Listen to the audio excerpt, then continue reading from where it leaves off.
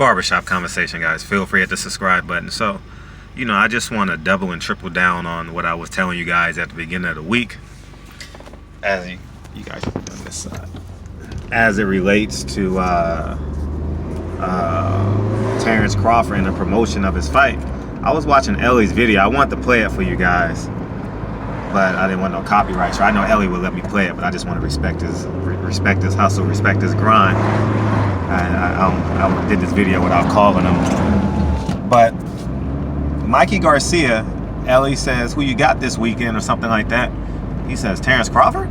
He's fighting? Really? Where is he fighting at? I had no clue." I go, man, and Mikey Garcia, for all intents purposes, would be the guy who know when Terence Crawford is fighting. Top rank. He's always calling out the top fighters in the world after they fight. So man, I'm trying to substantiate my point. You guys all sensitive in the comments. Dude, I had no idea so many men were moist. Like, I literally, I didn't know. I'm not lying. I didn't know. I didn't grow up around a lot of soft men.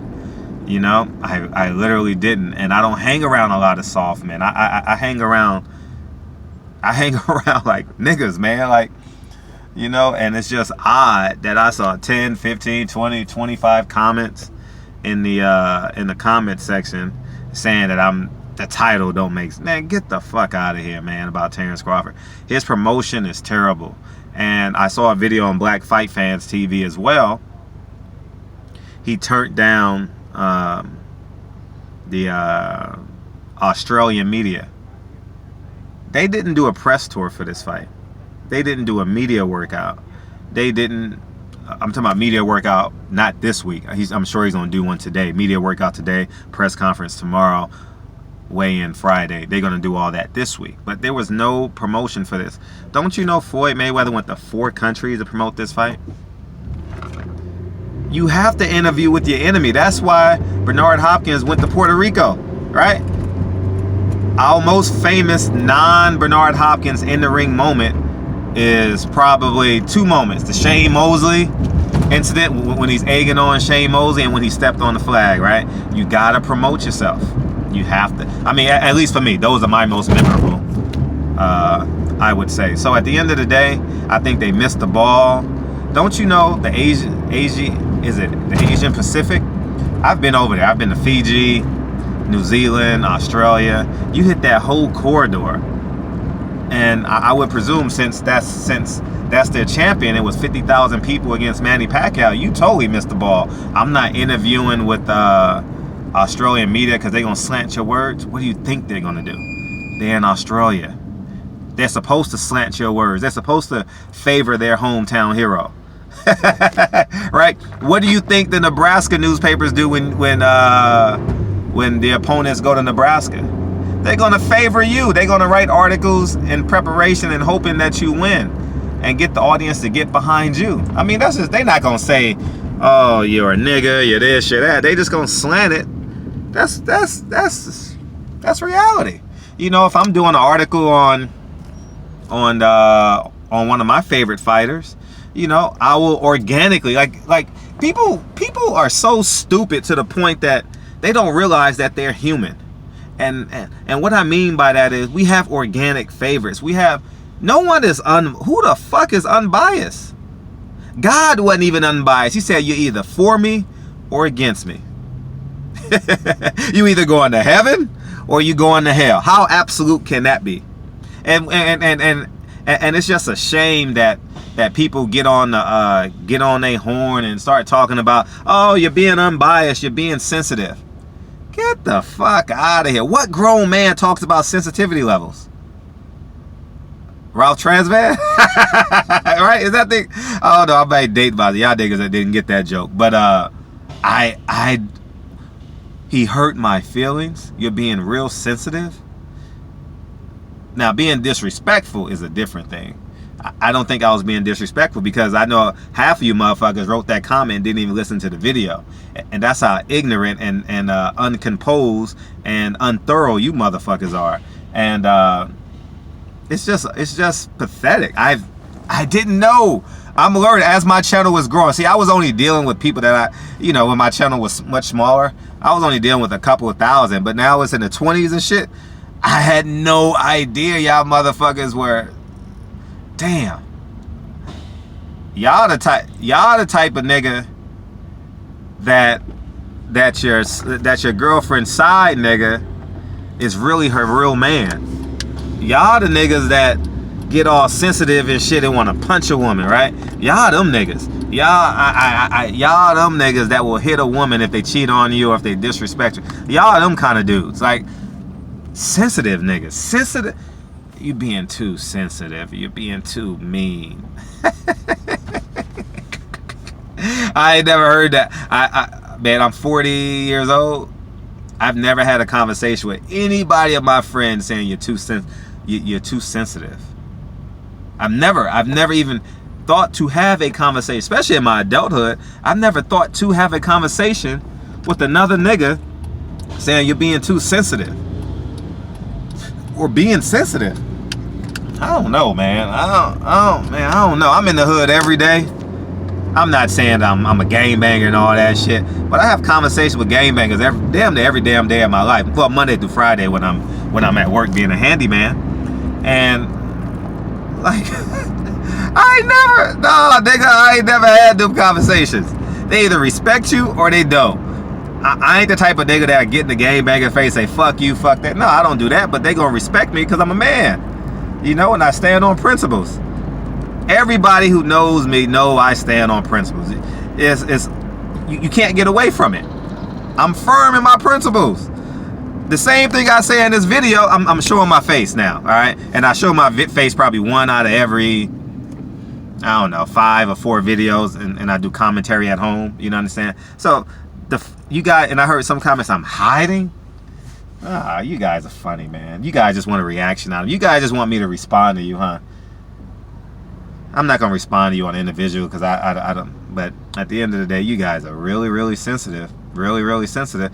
I'm not paying $7 to watch Terence Crawford. I can't do it because in the manner in which that top rank is moving, I can't do it. Like, what percentage of that $7 is Terence Crawford getting if his money is guaranteed?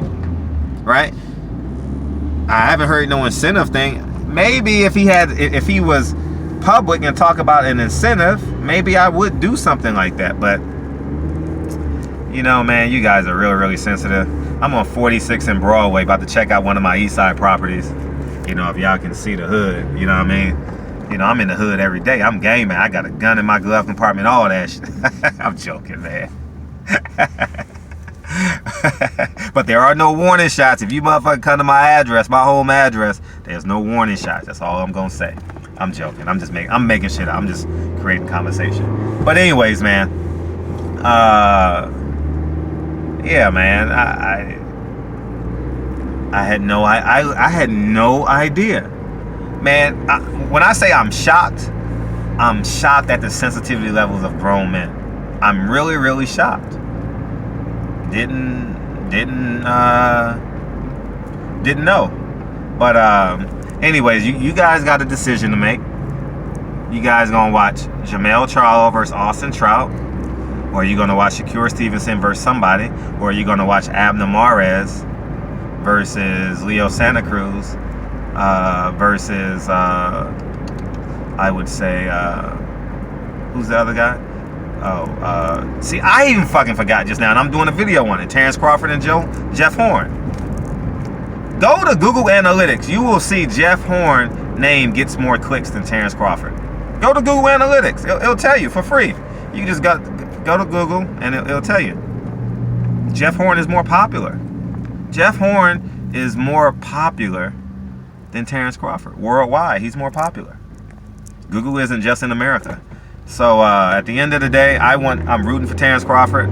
I hope he wins, and that's it, man.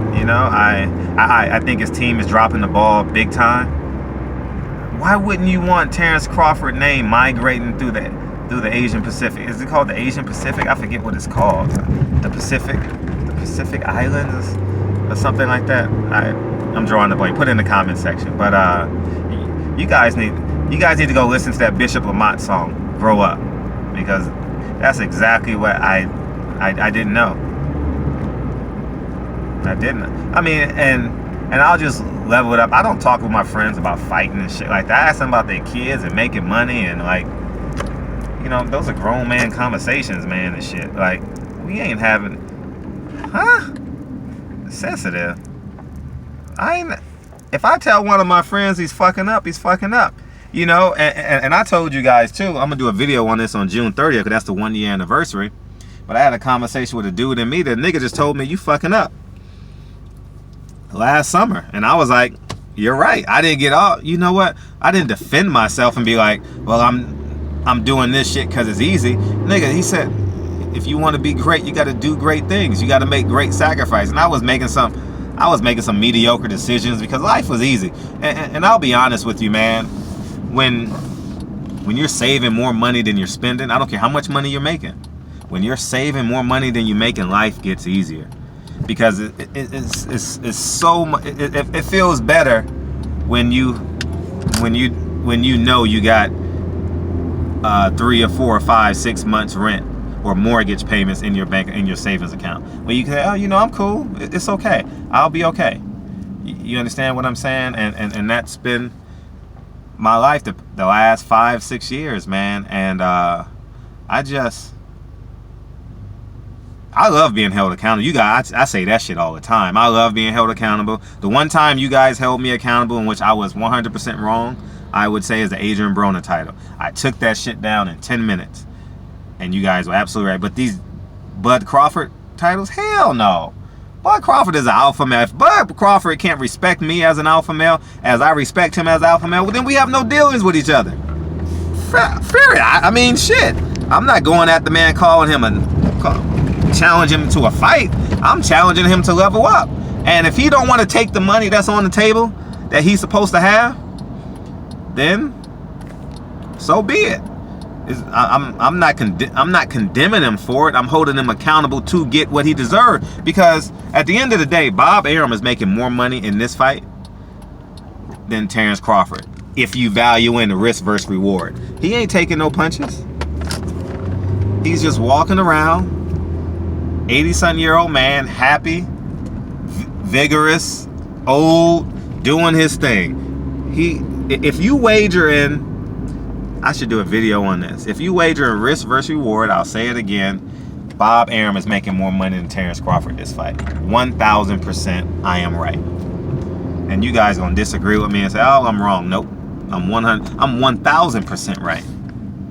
You know, I don't know what Terence Crawford purse is. You know, Dan Raphael usually tweets that out Saturday morning or after he gets when they sign Friday after they weigh in for their checks and stuff. He'll report that, so we'll get that information then. But you know, I'm just flabbergasted at you guys' comments. So I just drove by one of my other properties. Now I just do visual just to see the traffic. Since I'm on this side of town, now I'm gonna drive by another one of my properties. So you guys are fucking riding with me.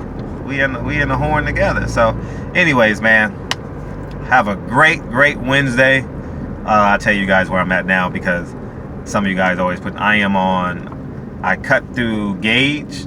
Now I'm on Florence and Figueroa. I have a property on 73rd and Figueroa. So in that realm, 73rd, 74th, somewhere in there. So I'm about to drive by that property, look at it, and keep on going. I gotta go paint a bathroom today, and that'll be my day. And then we got game 3. So anyways, man, barbershop conversations, man. Feel free to hit the subscribe button, and I'll talk to you guys real soon. And feel free, all my Ralph Tresvan subscribers, feel free, put it in the comment section. Yeah, and you know another thing too, all y'all niggas, like for real, you guys know I cover the fight. If you guys disagree with me, and you guys are mature about it, come up to me. Let's debate this shit on camera. I'm not gonna call, you know, now I'm not really into that nigga, calling another man nigga, being disrespectful in public. I'm not on that wavelength. But if you guys are mature enough and know how to debate and can substantiate your point, you guys know I'll be at the Leo Santa Cruz fight this weekend. Tap me on the shoulder, you know. All y'all niggas are bigger than me, right? That's what. Tap me on the shoulder, tap my little ass on the shoulder, and say, hey, I disagree with you on the things you said about Terence Crawford, or the things you said about Golden Boy, or the things you said about, nigga, I'm going to Dallas the following week. The next fight I'll be at, I'm not going to announce that one, but the next fight after that, that's already announced, is July 28th. I got that, Staples Center. So feel free, you know, tap me on the shoulder, man, and say, hey, I disagree with you on some shit, and this is why. And then we'll move forward from there. So anyways, man, Barbershop Conversations, man. Feel free to hit the subscribe button. I'll talk to you guys real soon. Peace. Oh, shit, a cop. Fuck. All right. Peace.